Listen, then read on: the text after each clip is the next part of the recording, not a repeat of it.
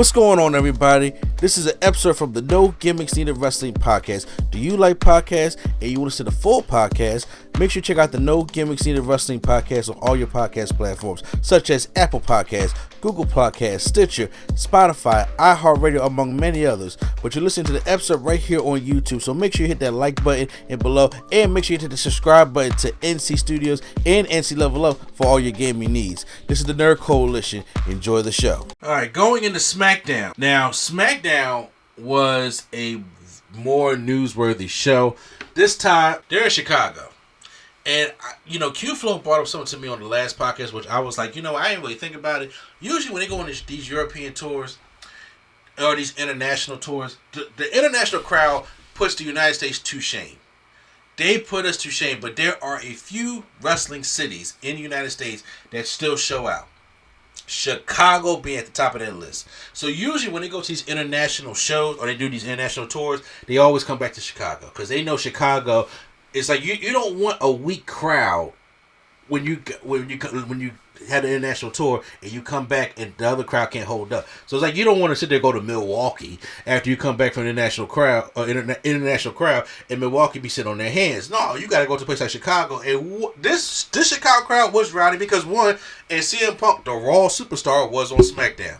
It was a very newsworthy episode of SmackDown, which we have Wade Barrett and Joe Tessitore on commentary. I always get that man's name wrong. So it starts off with CM Punk. CM Punk comes out, and they explode for CM Punk. You would have thought that if you didn't know that they was in Chicago, and then just like my son turned on the TV, he was like, I heard he was on the European tour. You would still think they're over there because that's how loud in Chicago was. Because once again, they always gonna be loud for CM Punk. So it was smart coming back there. It was smart having CM Punk on the show. So CM Punk chants, and he goes to the ring, and then he actually takes the cameraman from Rico, and he was holding the camera, showing the crowd something like, "Hey, they always say y'all can't live to the international crowd. Let's show them how we do here in Chicago." So CM Punk does that. It's 16,000 people in attendance tonight, and he says, "Listen, I was not supposed to be here." He said, I was born with the bill hook wrapped around my neck, and I was turning blue. I was not supposed to be here. But who asked me to leave? Another chant. I'm in the WrestleMania, the main event of WrestleMania. They chant, "You deserve it." And then he said, but as if he deserved it, he said, "I earned it." So I stayed from the backyard of Chicago. I trained, signed a contract, and everything. He goes over his life story. He also wants to appreciate people congratulating him. He also says now the hard work begins. He's a product of Chicago. He has to thank everyone. He also thanks his wife April, AJ Lee, and he said chants come from the crowd. He also thanks his dog Larry.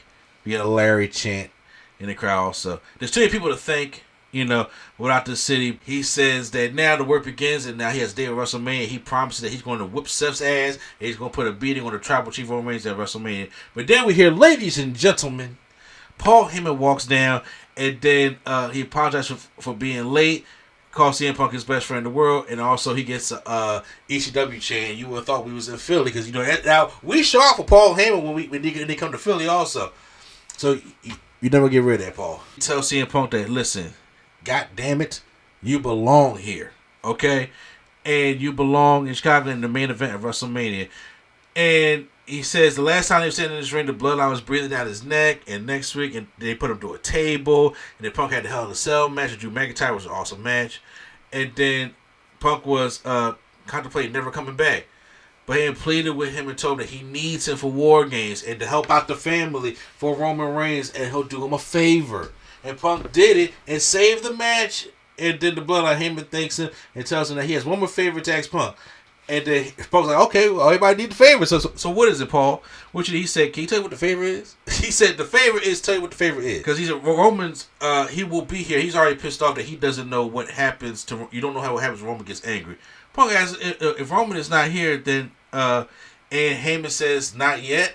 He asked if Roman was here. He said, no, not yet.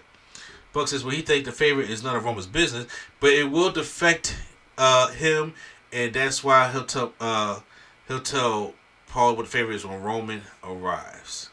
So then that's where it ends. Now here's the thing. We were talking about this favor.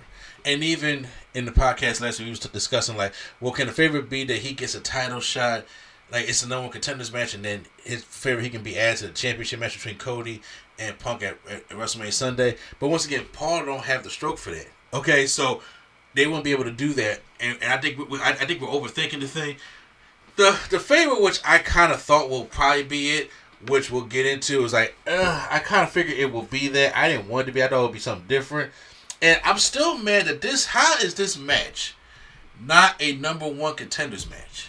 You know, I still don't understand why it's not that. It ain't got to be like you had number one contender the match at Backlash. You can still have the match with kind of like Money Bank, like whenever you so choose. Because I honestly think, I was thinking like, well, maybe if they want to redo history again, if Cena wins a title at Mania, right? And CM Punk wins a triple threat match, then CM Punk can use his shot at Money in the Bank, and we can relive Money in the Bank, Cena and Punk, or do it at SummerSlam. But once again, at SummerSlam, the King of the Ring Runner gets the shot at the title, but there's 2 titles. So since they had not mentioned this just yet, now it's starting to make me think that because if it was the number one contenders match, I would automatically say Roman or Punk wins. But since they have not mentioned that yet, I'm thinking Seth's going to win this match. But I'll tell you why when we get closer towards like the main event. The video package for Rey Fenix airs, and I was like, okay, we're bringing Rey Fenix onto the show. So Rey Fenix has his debut match with Nathan Frazier, and they give him the pyro. They give him the Penta treatment. This is his brother now, so we're gonna see how Rey Fenix does. I've been watching Rey Fenix since Lucha Underground. 10 years ago, I was watching Rey Fenix and King Cueno and Mil Mortes, and I love Lucha Underground. Okay, so I've been watching that. Okay, now I already knew what he can do. There was one point in the match though where Nathan Frazier has this thing, right? Nathan Frazier moves so damn fast, like it's almost like he loses control of his body. Okay, if that makes any sense. Because I have seen Nathan Frazier in NXT run so fast that his whole body don't get to hit the ropes at the right time, and his neck got caught because his neck went under the bottom rope and it came back so fast it kind of like almost decapitated him. I was like, yo, you have to control it a little bit more. Well, that's kind of what happened here. He goes to dive for the ropes, and I've seen Nathan Frazier do this before. He dives for the ropes, but like his feet clipped the top rope, and it stopped his momentum dead. He kind of like fell down. Phoenix went to go try to catch him. He kind of landed on Phoenix's leg kind of awkwardly. I was like, yo, please do not end Phoenix's run like that. It's kind of like, remember Chelsea Green when she got injured in her debut? Like, don't do that. Don't do that. So, but Phoenix hits the hits. Actually hits like a fire driver. Like, he gives a kick and hit. Like, that could have been the end right there, but Nathan Frazier kicks out. But then he hits the Mexican Muscle Buster and gets the win. So then Byron Saxton does his Mean Gene and interviews Rey Fenix in the ring. And the reason why I say Mean Gene is because I was a WCW fan. If anybody remembers Mean Gene, after the match, WCW would do these things where they would have Mean Gene Okerlund interview the winner of the match. WWE they never really used to do that, but that was a WCW thing. They used to do that a lot. So now with the Penta, they did the same thing. They wanted to give him the whole Penta treatment.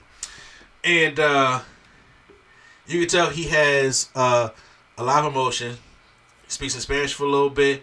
And then he said, tonight is not a debut of Rey Fenix. Tonight is so much more. Tonight he rewarded with love, passion, and rage, and he's waited for this whole life. I am a WWE animal. Now, we know that Rey Fenix didn't want to come to WWE a long time and wanted to be there with his brother. And it's... it's like I see Penta going farther. One, I'm a bigger fan of Penta, and Penta has the more personality than Rey Fenix does. But Rey Fenix, man, he teared up in the ring though. But it looks like they're going to both try to give them singles runs first, opposed to this. They can do the Lucha Brothers thing down the line a little bit more. But I'm saying, but right now they're gonna give them probably both singles runs. So I'm okay with that. I'm glad none of them got hurt on that suicide dive that Nathan Frazier messed up on, because like I said, he moves so damn fast, right? And then they cut to like Legado del Fantasma. Santos Escobar talking about that was a great debut kind of performance he expects from Angel and Berto.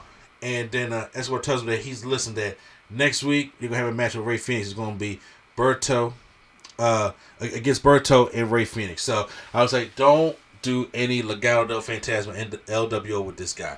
Let him, be out on his own. LA Knight takes on Tama Tonga with Solo Sikoa.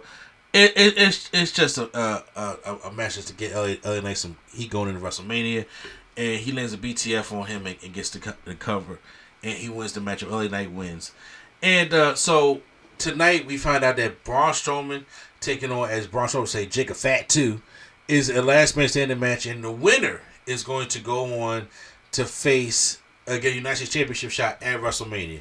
And I was like, okay, that's how we're going to get them on the show, and it is, and rightfully so. Okay, now here comes this train wreck shit between Tiffany Stratton and Charlotte. And once again, I know I have an unpopular opinion because a lot of people were sitting there saying, yo, Tiffany cooked Charlotte. Charlotte got cooked. Tiffany bodied her. That was a great segment. And I had to be the unpopular opinion here. It was not. I was like, are we looking at the same thing here? Tiffany had a couple lines. It ain't like she was dropping Cena lines. She was dropping some decent lines. And you could tell that Charlotte was rattled by it. I guess it was more so Charlotte lost and Tiffany won in that kind of way. But they had a promo inside the ring, and both of them was wearing similar outfits. I was like, what the hell going on here, right? And this is Chicago. We got the kind of international feel here with Chicago because they hot, and they booing the hell out of Charlotte. Like, they not even let her get a word in. We're talking about Dom Mysterio early New Day heel run type heat here, right? She goes on to get, but she says that she did make the right choice because she wanted to make the smartest wrestling fan in the world here in Chicago, and that there is no comparison. Tiffy asks her if she done, and she says that her biggest competitor has been the fans, and no matter what, that is a battle Flair will never win. She likes to pretend like nothing bothers her. She goes on crying on some boohoo talk show. She was on the Shirley, I think it's the Shirley Shepherd talk show. And I know Shirley Shepherd. I didn't see that episode, but daytime TV, I don't think nobody really watched or cared. And she said she could go talk on some boohoo talk show, and she can break all the records. But when it's all said and done, she will still come second to her father, Ric Flair. And at WrestleMania, she will come second to her. Shaw begins to speak again, but then the crowd cuts her off. And Stratton said, that is power. So Flair tells her to hold on. She tells Stratton that just repeat what the opponents said for the last 10 years. And said, she talks, the boos get louder. And then Flair's like, you know what, y'all got it. And she stops talking, right? And so Tiff says, what's wrong? You can't cat out your tongue? And Flair's like, well, what y'all want me to say? So Flair says, Tiff, you can have the last word. So Tiffany tells her at 25 years old she was trying to play volleyball, be a volleyball player, drinking in her daddy's basement. At 25 years old, she's walking into WrestleMania as women's champion. Flair says that it's just another match, but looks like Tiffany got to her, and her WrestleMania record may be 4-3, but outside the ring, she isn't the queen of shit. And then she calls her Nepo baby, and Charlotte cuts off and says Nepo Queen. I was like, oh my God, what are these people talking about, right? And then Tiffany says that she'll be there at WrestleMania, and she'll be just like she is outside the ring, alone. Flair's record is 0-3, and she throws her microphone and leaves the ring. Then Ric Flair, Lord. And then Charlotte asks her, is this why Kaiser is in her DMs? And Tiffany leaves with her title in the air. I did not see where people were saying like she got cooked. I was like, it was bad. It was bad. Now once again, most of that is on Charlotte. Okay, most of that's on Charlotte, but it was bad. It was like she don't got the right kind of heat. Feel like right now they just don't want to see Charlotte, right? And Charlotte was on, was it show? I think it was a Shirley Shepherd show or Tamara Hall. I think it was Tamara Hall. Okay, make sure I get my queens right. On Tamara Hall show. And she was upset, like this injury really could have messed up her career, and she was really passionate about coming back. And once again, I ain't taking that away from the queen, but I think she don't understand that why the people are hating her so much, right? But it's the way Charlotte has been booked is the way that people hate Charlotte. Okay, there is no way that the way they booked Charlotte, even before the Triple H era, the way they booked Charlotte, there's no indication that tells me Tiffany Stratton is going to win this match. Charlotte comes back and earns nothing. That's why we call her Charlotte in the Bank. She comes back, she gets a title shot, she comes back, she wins the Royal Rumble, she comes back, she's automatically thrust up in that title picture, and she don't have nothing to do with that other than being Charlotte Flair. And then there was reports that they went off script because you could tell Charlotte was rattled. Like, you could tell, like, yo, she did not know how to handle the drown out boos. Like, like you got it. You got to go ahead and say it, but she still had to have the last word. And then they talk about her divorce. I think they got to it, and she talk about Kaiser in the DMs. Like it's like you're trying to do a Sunny Days type promo type thing, and it's not working. And I'm like, the whole thing is ass. Okay, and just because Tiffany said some decent lines, okay, it does not mean that everything was cooking. And like it was all of it was trash. Okay, nothing Tiffany Stratton or Charlotte has done when it comes to promo work has been great or good. It has not. I'm sorry. And with that being said, I don't know how. I think the match at WrestleMania is going to be fire. I think that they're really going to have a decent match. Meaning because Tiffany Stratton is good, Charlotte is good. But when it comes to the women's matches that's on the WrestleMania card or perceived to be on the WrestleMania card right now, this is my least look forward to one. And this is the championship match for the winner of the Royal Rumble. Really? That's what I'm saying. It don't have that feel.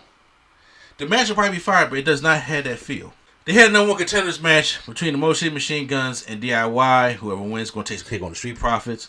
Not going to get into the details of the matchup, but the Motion Machine Guns win. The Street Profits were out on the side of the ring, and then they was holding the titles against Motion Machine Guns. This is what I'm hoping. Instead of getting a clusterfuck ladder match, so you can get all the teams on there, sometimes everybody don't make it to WrestleMania. And I would like DIY and the Motion Machine Guns and the Street Profits to have an awesome ass match. Just them. It's like I like the New Day and the War Raiders to have an awesome ass match. Just them. Just a standard tag team match at Mania. Just them. And we really haven't had one of those in years. So I'm really hoping that they don't put this shit on the Smackdown before WrestleMania Smackdown. Like with the Andre Giant Memorial Battle Royal. Like, no, damn that. Put this on WrestleMania because we only got 7 matches confirmed. And that's only one night right there. So we need some more stuff. And we just lost a match. Which I'll get into in a minute. Then they cut to this thing with the Miz and Carmelo Hayes. And pretty deadly stuff like that. I'm gonna tell you this right now. I'm not even gonna go into this because right now, anytime I see stuff like this, it pisses me off. It pisses me off. Why does it piss me off? Because Carmelo Hayes should be doing a lot more than this shit. Carmelo Hayes should be doing a lot more than this shit right here, and it bothers me. It really fucking bothers me. You know what I'm saying? And they gotta do better. And I'm like, Carmelo Hayes don't need to be in there with the Miz. We get a B-Fab taking on Naomi, right? And B-Fab's in the ring, and then Naomi comes out, but as she comes out, she gets attacked by Jay Cargill from behind. Y'all know Jay Cargill like, I ain't got time for this. She starts beating her down, and security comes to stop Jay Cargill, and Naomi gets in the ring, and referee rings the bell, and I thought B-Fab was going to get an easy win, but no, Naomi, hits a spinning kick on B-Fab. Then we go into the matchup. Naomi, it's like a glorified squash match. B-Fab, she kind of hits like a modified rock bottom, and Naomi kicks out a side slam, Uranagi, whatever you want to call it. But then Naomi goes for like a modified knee, like long blower, in a way. And I was like, it's okay. I think she needs something that needs a little bit more of a pop to it. Like Naomi has, like her submission is nice. But I know she wasn't going to do the rack attack. I do like the split-legged moonsault that she does, but she needs something that is like impactful, right? And I think that's a little bit impactful. Maybe it's the way B-Fab took it. I don't necessarily know. But Naomi wins. So then she grabbed the microphone and she says, Jay, where's she at? Because look, she's still standing. You ain't beat her down. She's still standing. She turned around, Jay booed her right in the face. Bicycle kick. And then she grabs Naomi to put her in the jaded, but then the security come out and break it. I'm like, let her put in the jaded. See if she can get out of it. But no, they break the whole thing up. Nigga always comes out and said, look, I've had enough of this. All right? Listen, this is what we going to do. There's only one solution. at WrestleMania, it's going to be Jade Cargill versus Naomi. And they both smile and happy with it. Here's the thing I like about it. I love the fact that we have a women's match on WrestleMania that does not involve a championship. No tag team championships, no world championships, or WWE women's championships, or in the future mid-card championships. Because that's all they do. They put the championship matches on these shows. No, it's just a one-on-one singles match. This is the first women's singles match without it being a championship match since I see some people say WrestleMania 2000 when it was the Cat versus Terry Rollins. Like, are we really even counting that? And when it was like a brawl in panties and Val Venus was the referee, like, are we really counting that? Really? I don't know. You know what I'm saying? But I was like, listen, I still will see how their 2 weeks of build is going to be for this, but I'm just glad that the sisters got it. Like, they got that one matchup. I think it's going to be good. I think it's going to be good. I still honestly think it should be a street fight, to be completely honest with you. But I'm still happy. I'm happy for them that they're finally getting this matchup because it needed it. But then we get to the bad news, which is Kevin Owens has to come out. He's wearing a nice little Bret Hart jacket. I like that. And he looks dejected. He says, listen, I've been doing this for 25 years. And he thinks he can confidently say that 25 years he gave everything he had. And because of this industry, he's been able to take care of his family and live out his dream. But there's a price to pay for all the amazing opportunities that the toll takes on their bodies, which is true. Kevin Owens has been taking some shit, okay? Especially in his years and what Kevin Owens does. And he says he's dealing with a pretty serious neck injury. But this week they figured it out that he needs to go get neck surgery. Because he's been dealing with it for a while now. And to hear that he's been dealing with this for a while, you sit there and think back at the Royal Rumble Tag ladder match when he took that Alabama Sam ladder bridge, and I'm like, that impacts your neck right there. And then that unsanctioned match with Sami Zayn, and I'm just like, damn. Like, all the stuff Kevin Owens put his body through, and some of the spots that Kevin Owens have taken, where you see the damage to his neck, it just catches up to you over time. And then Kevin Owens said, like, listen, I'm not going to be able to do it at WrestleMania. And the time it couldn't be worse. So, it's not a work. This is a shoot. Like, he's not going to be at WrestleMania. He needs to go get surgery. Because I thought they were going to probably shoot an angle or something like that. No. And with them not even shooting an angle or be able to get his punt kick off, tells me how serious this injury is.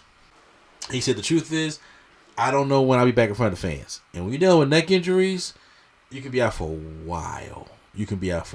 So you just never know. So, you don't take anything for granted. Kevin said, he says, thank you. I'm sorry and thank you. So he shakes Nick's all his hands, and then Randy Orton comes out, and then they kind of like just stare at each other. He looks confused, and then Owens is standing in the ring on the apron. Then Orton walks up the stairs. They just both stare at each other on the apron. Then Owens jumps down and walks to the back. Now, something happened. Okay? Randy Orton's in the ring. They keep the camera on Randy Orton because there was something that happened where Kevin Owens was getting at somebody in the crowd. I don't know necessarily what happened. Randy Orton's obviously pissed. And then Owens he said he hates to be the bearer of bad news, but then he no longer has a match at WrestleMania. And Orton hits Nick Aldis with an RKO. And then he looks up at the WrestleMania sign and back at Nick Aldis. I think, maybe, just maybe, Orton and Nick Aldis can be a match. For those who don't know, Nick Aldis used to be NWA World Champion. Nick Aldis is a great wrestler. So, he could wrestle a match at WrestleMania. And I'm wondering, like, okay, that was something else to do because, honestly, it'll be good storytelling because remember when Randy Orton RKO'd Nick Aldis and then he gave him a $50,000 fine, and then Orton paid him $100,000. He said the fine was $50,000. He was like, "This is for the next one," and we got the next one. So fine paid up, So they could play back into that story, but I don't necessarily know if they will. Last man standing, number one contenders match for the United States Championship. Jacob Fatu taking on Braun Strowman. These guys beat the hell out of each other. I actually enjoyed this more than I thought I was, to be honest with you. But these guys straight beat the hell out of each other. Now, I'm just going to skip to the parts because I'm not going to go into the details. But Jacob Fatu wins. He is the winner of the last man standing matchup. And he gives Strowman's his a running hip attack through a table. And then Strowman is down. He's gonna go on to WrestleMania and take on LA Knight. And once again, these guys brought on to the crowd stuff like that. I just don't have time for the details to get into you guys like that. But it for the cap off of this rivalry, which I was tired of seeing in the first place, it was a good way to cap it off. And to see Jacob Fatu go against LA Knight and him this quick getting a WrestleMania match by himself at Mania, oh yeah. But I don't think he's gonna beat LA Knight though. I think Soko's going to try to help him, and that's what's going to cause the problems between him and Solo, where we get Solo versus Jacob Fatu at Backlash. The main event time. So now, before I forgot to mention earlier in the show that Black SUV does pull up, and then Paul Heyman was like, "Oh, my tribal chief is here," and then Seth Rollins gets out like, "Hey, listen, it's not that you were waiting for the other Shield guy." Well, listen. You put yourself into a hole, but I'm gonna be up there tonight to see what this favor is also. So basically, let's skip ahead. Roman Reigns comes out in Chicago, acknowledge me, and now he wants to know what is this favor that this so-called favor that is happening. And of course Chicago's all hyped for CM Punk, and then he said, "Yeah, that's exactly what I'm talking about. I'm talking about the favor." He said Chicago doesn't know how to deal with him. He asked Heyman, should he share Chicago with Chicago? And Heyman says, yeah, sure. Roman says that CM Punk will not be back if it wasn't for him. He wouldn't even be in the main event of WrestleMania if it wasn't for him. And it gets, he gets it. They're good people. They're from the same city. You know what I'm saying? And you have to like him. They mean well, but you're not that smart. He says, Roman says Punk has wrestled everyone, but he has never been the main event of WrestleMania. Not until he was introduced to the Tribal Chief. And then he says, Punk, you hear the fans chanting OTC in your own city? And then he actually he come out and tell what the favor is.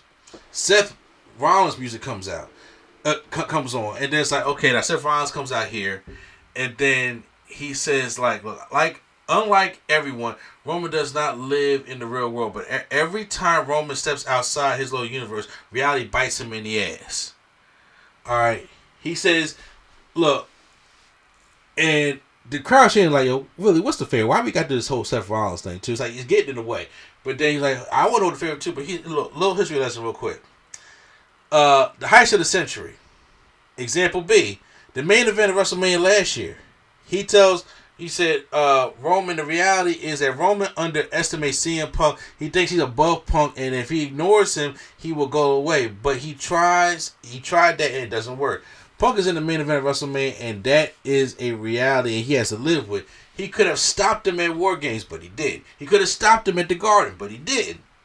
So, Seth tells Roman that he's in a much better place this week than he was last week, and reality gives you two options. You either suffer and get left behind, or you adapt and control reality. And Roman tells Seth that, you know, the reality is that Seth is untrustworthy. And you can say word loyalty, but Seth has no clue what that means. CM Punk stands there because Roman made a promise to the wise man, and he keeps his word. And the reality is he didn't call Seth out here. He called Punk out there. So, let's get to the CM Punk comes out, right? And he comes out, and everybody's saying, what is the favor? Like, let's talk about what the favor is. So then CM Punk goes to the story time, right? It's like, okay, you're getting slightly restless, right? Probably listen to me talk about this. And he says, let's go back to Louisville, Kentucky. And he told Heyman that he doesn't belong here and he's going to fire him. But Heyman says no. Because he was talking about that, you know, they was on Big Show's bus. It was him, Heyman, RVD, and Big Show. And he said they're going to fire him. He tells Roman that the wise man was beyond his years. He said that Heyman spoke to him, and when he was on the bus, and Punk said that he had made it about himself. And said they were going to fire him and told Heyman not to leave. And Heyman told him that he will be fine and that when Punk main events WrestleMania, be forced to deal with us. So Punk tells him, well, now they're not here anymore. So you have and he will force him out of his comfort zone, and you will force to deal with us. So at WrestleMania, your wise man, my best friend, is going to be in my corner at WrestleMania. And Seth starts laughing. And then Roman's like, that's the favorite. Like kind of like how all of us were saying that's the favorite because even the crowd popped like, really? That's what you wanted in storyline or even in real life. It means a lot, especially for Punk. And it's like, well, okay, but we thought it was gonna be something different though. But however, so Roman was like, listen, the White Wiseman, he loves me. He needs me. I saved him. And even if I let him, he won't do it. And he said, yo, wise man, tell CM Punk that let this fool down easy and let him know that you're not going to be the wise man. So Paul Heyman don't say nothing. And then he's like, yo, you better tell him right now that you're not going to be his wise man. He said, I'm going to give you one more opportunity. Tell him no. And then Paul Heyman says, no, my tribal chief, I cannot do that. Seth started laughing in the corner. He just like, oh, Roman, you messed up. And Roman grabs Heyman in the corner and Punk hits Roman and gives him a GTS. And then he stares down at Seth. They stare at each other. And Heyman is yelling from the apron. Seth leaves the ring and Punk standing there. The music plays and Smackdown goes off the air. It was a good segment. A lot of history lessons here. Now, even though the favorite can be underwhelming, like, okay, you just want Paul Heyman in your corner, it does mean a lot for storyline because, once again, I think that will cancel Punk and Roman out, which is the reason why I say I think Seth may win now. Because if it's not going to be for number one contender shot, you probably will get at the Punk or maybe even Roman again. But now, since that is not on the line, this may cancel each other out because Roman's going to probably want Paul Heyman to do something for him. He's not going to do it. CM Punk will probably want Paul Heyman to do something for him. He's not going to do it. Punk will probably be like, yo, screw all of this. And that's going to cause friction between them. And Seth Rollins will pick up the win like that easy. So it was still a good segment overall to end the show with. But I still believe, I was kind of a little disappointed about the favorite, to be honest with you. But you know what? Overall, it was a very newsworthy thing of SmackDown. It sucks what happened to Kevin Owens. And then he's not get this match. I do hope that they go to Nick Aldis route. I don't know. Sometimes they can and cannot be, but I do hope they go to Nick Aldis route for him to RKO him like that. Especially that being in story. Naomi and Jay Cargill being the first women's singles match in decades, if ever, at WrestleMania. So I'm proud of them for that. So SmackDown overall was a better watch, and the Chicago crowd definitely helped that out. So it is really building the bricks to get to WrestleMania, and I am thankful for that.